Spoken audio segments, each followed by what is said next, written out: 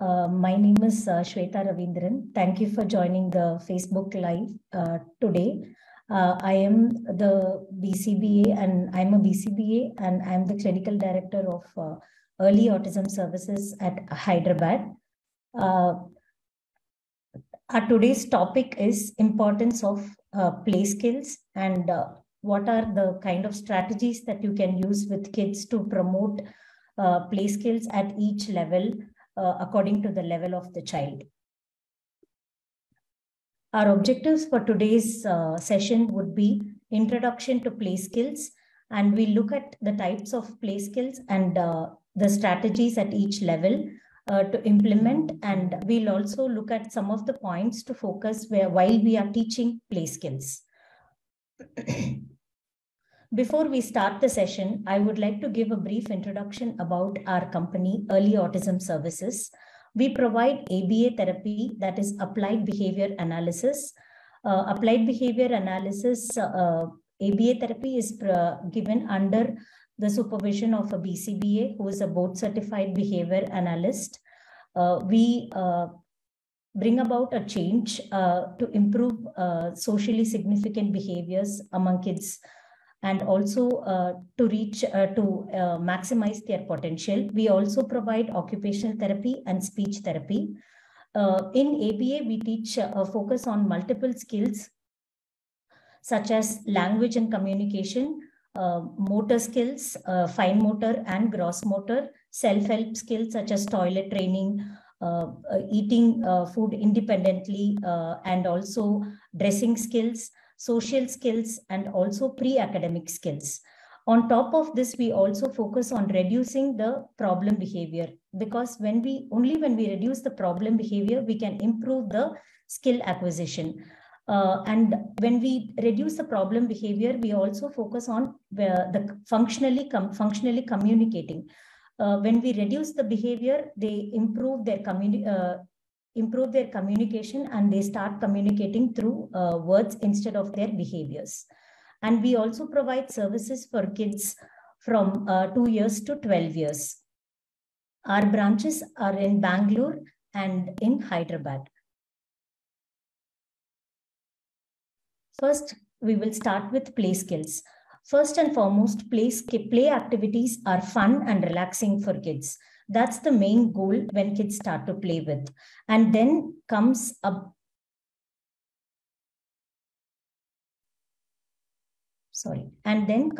the foundation of learning to socialize with others, formation of friendship in terms of building a relationship from the early ages. Like when they start to interact and communicate with their peers, when they understand about sharing, when they understand about the verbal and non-verbal cues of their friends. And it also helps to build their independence when they are able to play independently with the toys appropriately during their free time, be it playing independently inside home, indoor games, or outside in the play area. And also it helps in improving language skills, motor skills, and also social skills. As I was talking about earlier, they interact with their peers, they start negotiating, they start understanding what the other person likes, what they don't like, and what they want to share about, their thoughts in their mind. All that comes under the importance of play skills. Next, we come to play in children with autism spectrum. Children in autism spectrum, their interests are very limited in terms of playing with toys. They become, sometimes very rigid when they the type of play they want to play with, such as lining up the blocks instead of stacking the blocks and building something, or holding the toys all the time, or sometimes toy hoarding. They want to keep the toys all for themselves and they don't want to share. And when peers request, aggression starts. And also they want to do the same thing repetitively again and again, like spinning or jumping on the trampoline, holding items of same size, or looking at the lights all the time, or looking at certain, precise items. So, and And on top of these, they also have difficulties when it comes to mingling with peers at school, because they are not able to communicate with their peers, and they also have limited play skills. They are not able to mingle and play with their peers. For the same reason, the difficulty in interacting with siblings also happens. Siblings are not able to form a good relationship with them, because they are not able to play with them or share their interests together. These are the types of play that we are going to see today: solitary play, parallel play, associative play, cooperative play, and pretend play. We'll look at each a scenario for each play, and then we can discuss the play in detail. First scenario: the child will play or engage with a toy as long as no one sits next to him or her and tries to interact with him. If someone tries to sit down or interact, they'll turn their back to the person, and if the person tries to touch, he'll get up and walk away. So this is a perfect example of solitary play. It need not satisfy all the points that is mentioned here, but some points are applied to a solitary play. So when a child is playing all by himself and the child is manipulating the toys or the objects that they have, according to their own interest, and only all by themselves, they are into the toy all the time. They don't give eye contact to the person sitting around next to them. That is the first level of solitary play. Typically, this is the first level of acquiring skills, first play skill that the child acquires when they start growing. It need not only be, playing with limited interests or limited, activities. They can play appropriately, but they would like to play alone all the time with the toy. Solitary play helps in increasing the independence, because in their free time, they don't depend on anybody. They start playing with the toys, without anybody helping them or supporting them. That also helps, as I said, playing appropriately instead of engaging in other behaviors such as stimming or spinning, like that. Next, we look at the strategies that we can use to engage in solitary play. We can select a toy that matches their skill level, because we should check whenever we start the play skills with the child, we should check if the child has the prerequisite skill to play with the toy. When we start from the basic level, the level that is easy for the child will be able to play independently, the child will show interest, and then we can move on to the next level.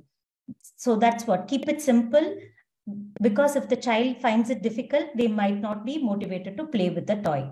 They should be interested to play with the toy, and it should be easy for them to manipulate and play with the toy. And you can also provide a model to show how to play with the toy. It need not be very intrusive. You need not physically prompt the child. You can just model the child from a distance, so that they can just observe you and they can do the same. So that comes under appropriate prompt level. So slowly, if the child is, is slowly okay for him or her to allow you to come near them, you can just start prompting them little. Then instead of a model prompt, you can do slowly a physical prompt and show them how to play with the toy. And also, building a rapport with the child is very important when we start teaching the child, so that we are also fun to be with the toys along with the child. The next play is the parallel play. After the solitary play is kind of developed for the child, the next comes the parallel play. We'll look at the scenario and look at what is parallel play in detail. Child will play or engage with a toy while in close proximity to other children or adults, and sometimes they will look at other children, how they are playing or engaging, but they are always playing with their own toy. Mainly they focus their own toy and they don't interact with the peer or adult. So yes, parallel play is when two or more children sit near or beside each other while playing with similar objects. They might, depending upon the amount, the level that the child can tolerate another adult or child, you can make the two adults or child, first you can make them sit apart, and slowly when they are comfortable with each other, you can slowly bring the child together. So they will start, first step is starting to sharing the space with another child, and then they while they are engaging in solitary play, it's basically a solitary play that they are doing. They are having their own toys and playing, but they are also sharing the space with another child who is having their own items to play with. Slowly, this also progresses to social awareness, because they start looking at what the other child is doing, and slowly if they have the item that the child wants or find that activity interesting, they might even slowly move to the other child. Then we look at the strategies. First, we can start with simple activities like coloring, painting, building blocks, Play-Doh. So you can have both the children can have, first you can start with two children. They can have their own set of materials to play with. And first you can start with playing with an adult, tolerating an adult, because they are more predictable. They can understand, they can understand the level of the child, and also they can, respond appropriately. So you can start with an adult. You can start with sitting at the floor or at the table, whichever is comfortable for the child, and start with an activity, as I always said, which the child interests. Only when the activity is interesting or fun for the child, they are going to sit and do the activity. Otherwise, no matter what prompt we give for the child, it's not going to be useful for the child. They will end up walking away from you. So two sets, one for the child and one for the adult or another child, so that they can play together. The child who's playing with the another child can also have the toys or the activity motivating for both of them. See how close, they can tolerate each other. And depending upon that, you can increase or decrease the proximity of the child, both the children. Then you can select a peer who is, more cooperative, who will be a good model for the child to show how to play or how to look at the another child playing, so that he can also, he or she can also understand, and he can also imitate the same behavior. The third one is the associative play. This is the third step when it comes to, first the child plays independently alone, then slowly the child starts tolerating another child in their space, and the next type of play is associative play. Child will share a toy with a peer or adult and will take turns appropriately, like passing a toy back and forth or imitating each other's play, but they will still be playing with their toys, still not looking or still not engaging with the another child or the adult. Still they are in that level, but still they are able to interact at a certain level. So they are able to interact by giving and taking, sharing toys. They can have the toys that they want, but they can also, if they have, a more set of toys, Play-Doh, different colors, they can trade the different colors, and they can, take different colors from another child. So when engaging in activities in which group of children participate in similar or identical activities, like riding a bike together with friends, they are going to ride their own bike with friends, but with other children. But it's going to be, their set of play. They are going to look at how they are going to ride, but still they are with children. They slowly, eye contact is still developing at this stage.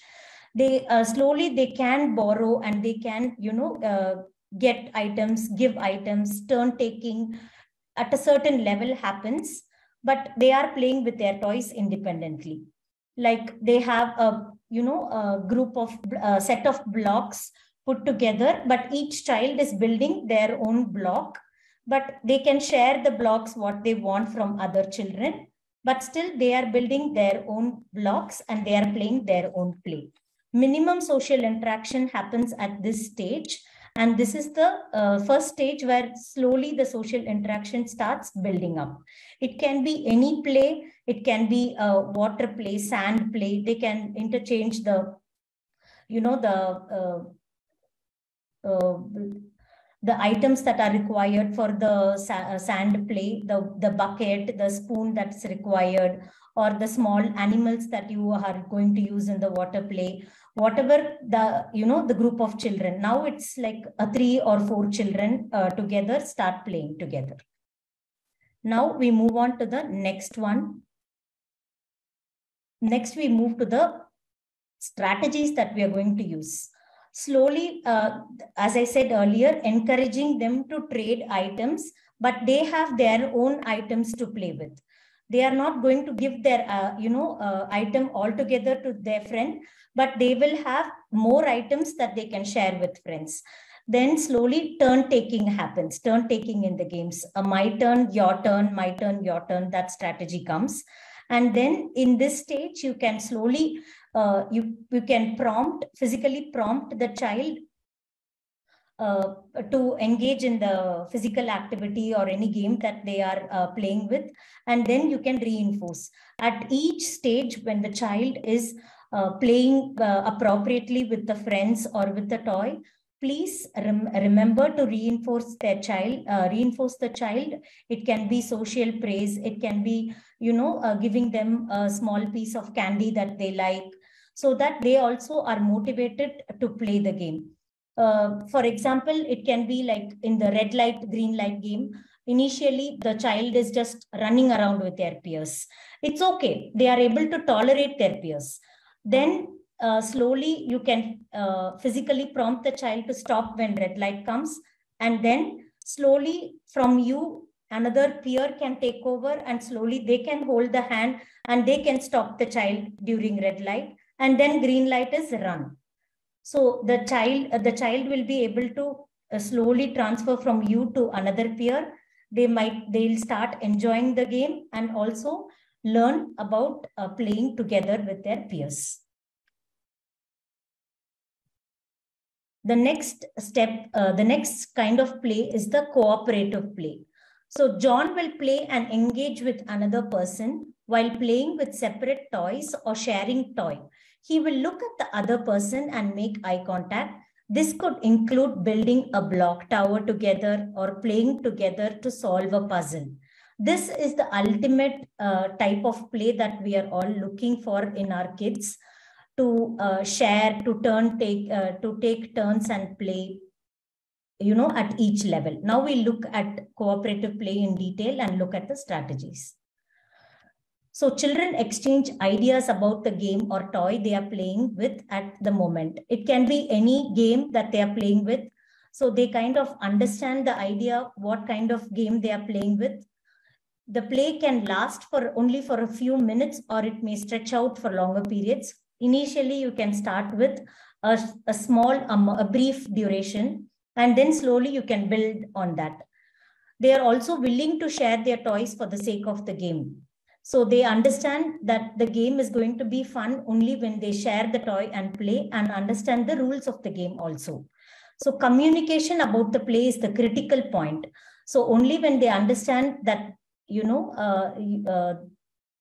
are able to, communication comes in terms of turn taking and also waiting for another person to finish the game. Like in snake and ladder, they can roll the die and then wait for another friend to move the, the coin, and then it's going to be my turn to play. So communication in terms of saying to the other friend, like, it's my turn, I'm going to play now, that comes. The strategies: model and encourage polite, respectful behavior. So when we model the right kind of behavior that the child is going to, engage in a play activity is very much important, so that they understand that each person in the activity is going to get a chance to play, and the activity is fun for everyone, and they are going to play by the rules. and rewarding social skills. So when the child is helping the other kid, or when they are able to, give another toy or any item to another kid, please make sure that you reward those skills as well. So first you can start with, playing with 2 or 3 children, and slowly you can increase the number of children playing with. And how long the groups play with. As I said, the activity, the duration can be brief initially, the number of children also, few children, and then you can play more. So, and explicitly explaining about the rules of the game or the instructions before the activity begins is very important, so that the child understands what he or she is expected, so that they will also appropriately exhibit that behavior. It can be any game. It can be indoor games, so, like Connect, Uno, or it can also be like Snake and Ladder, or outdoor games like tag or hide and seek. Even when they play in the park, when they play in the swing together, so when they sit next to each other, and when they look at each other and enjoy when they are playing in the swing, or when they are taking turns in the slide, turn taking, all these comes when it, indoor and outdoor games as well. Next, another type of play is a pretend play. So this happens when the child plays with the items creatively and novelly. Like they might have seen, parent cooking in the kitchen with kitchen utensils. So they might have their own kitchen toys to play with. They might imitate the same thing. It can be dressing up like their superhero and acting like, Chota Bheem, or I am the Spider-Man, like how the Spider-Man comes, swings. It can be anything. It can be whatever their, their favorite cartoon character, or, favorite animal that they want to pretend, like a monkey eating a banana, or jumping here and there like a monkey, anything. The child uses imagination to play. It need not be like they have to play in a specific way, only like this. Pretend play is, it can be very unique to each child. They can use their another props or items to play with as pretend play, or they can just act, as I said, like an animal, playing with friends. Each child pretending to be an animal, playing together. It can be anything. Or, using like a Barbie doll to dress up, and then each Barbie doll will be talking to each other. Anything, pretending anything, but it uses their imagination to play with. We can model and show the child, initially to see, to improve their imaginative and creative skills. But it all depends on the child, how they want to play with, and how they find the activity interesting and fun to play with. And last point, thing we come is the points to focus. So we have discussed about all the play skills now, right from solitary play to parallel play, associative play, and cooperative play, and pretend play. So the child can be at any level to start with. Before going to the slide, I wanted to share a few more pointers about play skills, and then I'll move on to the slide. So when you are teaching the play skills to the child, initially build a rapport with the child, pair with the child, play with the child, be fun with the child, so that the child is willing to come and learn/play with you, so that they are also able to learn the new skills that you are awaiting to teach them. That is the main point. If you are going to be a person that they don't want to spend time with, then they will not be willing to learn the skills that you are going to teach them. So any adult who is going to teach these skills or model the child, please make sure that the child is willing to participate with you and slowly take step by step. Remember, if the child has a prerequisite skill that to learn this game, that I'm going to teach the child. So first thing that we have to, coming to the points to focus, first we have to think if we generally think that, play skills, children develop usually on their own, and they will have toys to play with, they usually play with different types of toys. It's not the case with all the kids. Some kids might play, some kids might not know how to play with the toys, as I said. So you have to teach the right way to play with, make the toy fun, so that they will engage with the toy independently. And also placing too many demands during the playtime. Do this, do that. Come on, let's put this, place this block on that block. The child is not going to enjoy the activity that you are, teaching the child. So keep your demands very low initially. Try to see if the activity that you are engaging with the child is fun for the child. And slowly you can take it from, that step to the next step. Attempting to teach complex steps early on. As I said, when the child is able to, build a few blocks on their own, then you can, expect them to build a castle. Even when the child doesn't know what is blocks and what should I do with the blocks, they are not going to build the castle, and they don't have to build the proper castle that we expect them to also. Initially, they can build whatever they want to. Let them have fun with the blocks. Let them, push the blocks down, let it fall down, let them have fun, let them, be silly. Then slowly you can start teach them, model them that you have to put this block on top of that block. And then you can, they can imitate your actions as well. As I am mentioning in each slide, failure to choose toys and activities that the child enjoys. Let the activity be that the child enjoys initially, and then you can move on to the next toy that you would like to, you would like the child to play with. Forcing eye contact. Some children in the initial stages, they find it very difficult to get eye contact. So let them play with the toy initially. Let them tolerate your presence. Let them tolerate your modeling with the toy and helping. Then slowly they can, look at you. They can get that attention that, look at you and telling them, hey, look, I'm having fun with the toy with you. Let that happen. Next one is the very important thing about play skills. The activity should be fun. More important than learning the right way. As I said, they can learn the right way later on in the, in their stage also. First, the activity should be fun, so that the child will be able to sit independently, play for a sustained amount of time. You don't want the child to play for 10 seconds and just run away from you or from the activity that you have planned for the child.